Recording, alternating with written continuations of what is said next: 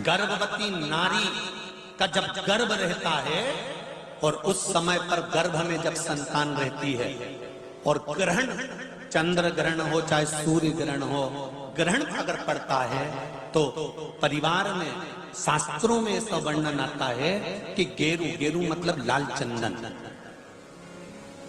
कौन सा चंदन? जम के बोलो जरा। लाल चंदन। ये गेरू तो बाद में आप लोगों ने उदर पे लगाना चालू करा, पर नियम ये है कि गर्भ में अगर बच्चा रहता है तो ग्रहण पड़ता है, चंद्र ग्रहण पड़े, सूर्य ग्रहण पड़े, तो जो नारी का गर्भ रहता है, भले वो 3 महीने का हो, 2 महीने का हो, 1 महीने का हो, 8 महीने का हो, 9 महीने का हो, 10 महीने का, नारी का अगर गर्भ है तो बुजुर्ग लोग भी कहते हैं, उनको ये भले नहीं मालूम होगा कि क्यों गेरू लगाते। गेरू नहीं, लाल चंदन की 3 रेखा नारी को अपने पेट पर खींच लेना चाहिए। क्या होता है तो कहा, बच्चा विपरीत पैदा नहीं होता, बच्चा स्वतंत्र स्वस्थ अच्छा पैदा होता है, सुखी पैदा। आप में से कितनी माताएं जो जानती हैं इस बात को? हाथ उठाओ जरा। जानती हैं सब कि जब गर्भ में बच्चा रहता है तो माताएं कह देती, सास कह देती, बेटा थोड़ा गेरू लगा लेना, पेट में थोड़ा सा गेरू लगा ले, थोड़ी सी मिट्टी लगा ले, थोड़ा सा कुछ पेट पर लगा ले, क्योंकि ग्रहण पड़ रहा है। क्यों? अगर ग्रहण पड़ी हुई संतान जन्म लेगी तो ये अपने ही धर्म का विरोध करेगी, सत्य का विरोध करेगी, गलत मार्ग पर चलेगी। और अगर शरीर पर एक त्रिपुंड लगा दिया गया, पेट पर ग्रहण के समय पर गेरू लगा दिया गया, लाल चंदन लगा दिया गया, तो जो बच्चा जन्म लेगा वो माता पिता के विरोध में कभी नहीं खड़ा हो सकता, धर्म के विरोध में कभी नहीं खड़ा हो सकता, सत्य सनातन धर्म के विरोध में कभी खड़ा नहीं हो सकता, हिंदू धर्म के विरोध में कभी खड़ा नहीं हो सकता, हमारे पक्ष में हमेशा बना रहेगा। सनातन धर्म का कुल में पैदा होकर, सनातनी होकर, हिंदू धर्म में पैदा होकर भी अगर कोई हिंदू धर्म का विरोध करता है तो समझ लेना कि यह ग्रहण की औलाद पैदा हुआ है, ये साधारण नहीं है, ग्रहण से पैदा हुआ है। इसलिए सनातनियों का भी विरोध करने के लिए खड़ा हुआ। और आप सबसे निवेदन है, जब ग्रहण पड़े गर्भ पर, भले गेरू की 3 लाइन खींच लो, चाहे लाल चंदन की 3 लाइन खींच लो, पर अपने गर्भ पर गेरू लगाना जरूरी होता है, क्योंकि बच्चा अपने माता पिता की भी नहीं सुनता अगर ग्रहण का भाव उस बच्चे पर पड़ जाए। अगर माता पिता को अपनी सेवा करवाना है तो गर्भस्थ बालक को जब ग्रहण पड़े तो शरीर पर थोड़ा सा त्रिपुंड लगा लेना चाहिए। क्यों? क्योंकि बुजुर्ग माँ बाप की जिंदगी खराब नहीं हो। कई बेटे ऐसे होते हैं माता पिता को नहीं गिनते, कई बेटे ऐसे होते हैं माँ बाप को 2 रोटी नहीं देते, वृद्धाश्रम में छोड़ आते हैं। समझ लो कि ये ग्रहण के पैदा हुए, ये नहीं।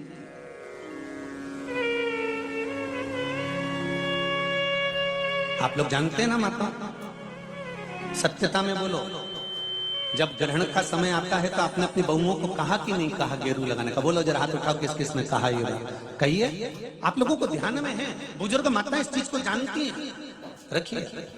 बुजुर्ग लोग इस बात को जानते हैं कि गर्भस्थ अगर बच्चा है और ग्रहण पड़ रहा हो और त्रिपुंड लगा लेना चाहिए। एक प्रश्न खड़ा हुआ था, गुरुजी गर्भ में जब बच्चा रहता है तो गर्भवती नारी को, वो प्रश्न कल का था, समय हो गया था इसलिए हम बता नहीं पाए। गर्भवती नारी को शंकर भगवान का पूजन गर्भवती नारी को कब तक करना चाहिए?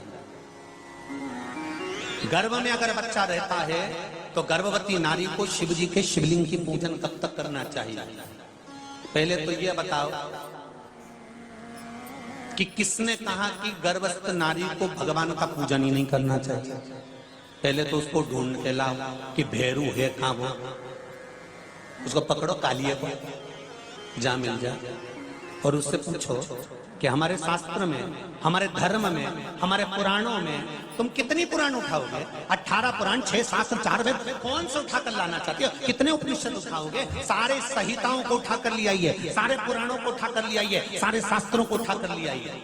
और अगर आपके पास में नहीं है तो सीहोर में आइए, कुबेरेश्वर धाम के लाइब्रेरी में बैठकर एक एक पुराण का अध्ययन कर कर जाइए, एक एक संहिता का अध्ययन कर कर जाइए, एक एक शास्त्र का अध्ययन कर कर जाइए, वहां सारी किताबें मिल जाएंगी आप पढ़ो। और कौन सी पुराण में लिखा है हमको भी छाट कर बताओ कि गर्भवती नारी को शंकर का भजन नहीं करना चाहिए, गर्भवती नारी को शिव जी को नहीं छूना चाहिए, कहां लिखा है? यहां तो शिव महापुराण की कथा कहती है कि गर्भवती नारी जब भगवान शंकर को एक लोटा पानी चढ़ाती है तो उसका बच्चे का बाल बांका नहीं हो सकता, बच्चा पूर्ण पैदा होता, अस्वस्थ नहीं हो सकता, स्वस्थ होता।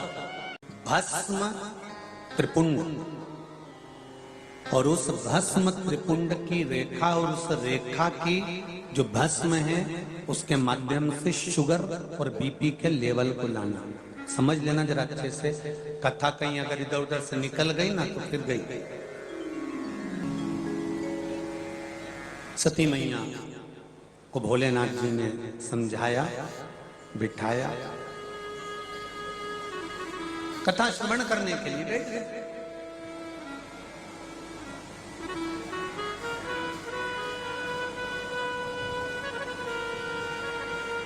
और जब कथा सुनने के लिए बैठे, चित्त लगना चाहिए। एक बात अपने जीवन में उतारिएगा थोड़ा सा, आप कोई भी कार्य करें, भगवान का भजन करते हो, अगर दिया लगाते हो घर में, भगवान को दीप लगाते हो, उस दिए को लगाते समय भी अगर आपका मन, आपका चित्त, आपकी वृत्ति, आपका हृदय पूर्ण तरह से समर्पित होकर अगर दिया लगा रहे हो तो ये पक्का विश्वास मानकर चलना कि जिस कार्य के लगा रहे हो वो कार्य आपका 15 दिन के अंदर हो ही जाएगा, अगर दिल से लगा रहे हो तो।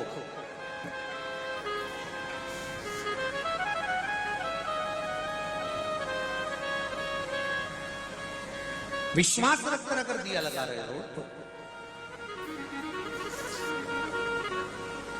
और यदि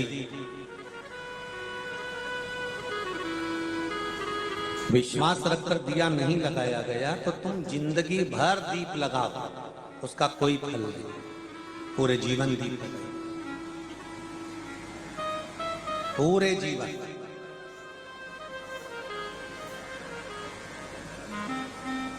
भरोसो दृढ़ चरण के, भरोसो दृढ़ चरणन कीरो, श्री वल्लभ चंद्र छटामिल, श्री वल्लभ चंद्र छटामिल, सब जन माही अंधेरो, भरोसो दृढ़ चरण करो, भरोसो दृढ़ चरण करो।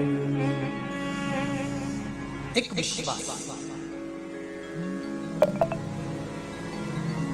एक चावल का दाना भी अगर आप समर्पित कर रहे हो तो विश्वास। एक पत्र देखिए, बहुत अच्छा।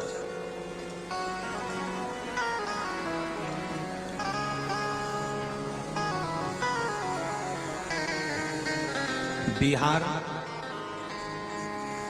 श्री शिवाय नमस्ते। रूनी देवी मेरा नाम है, मैं बिहार शरीफ नालंदा जिला से आया हूं। रूनी देवी कहीं बैठे हो तो हाथ हिला सकते हैं।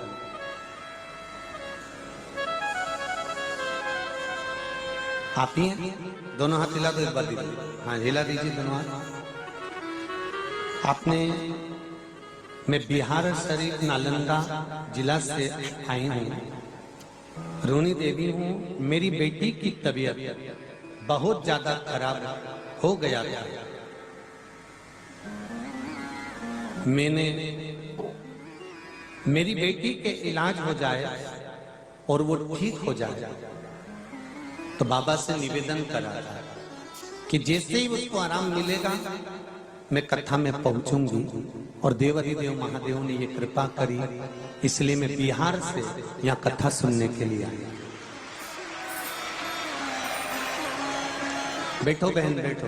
हर हर महादेव।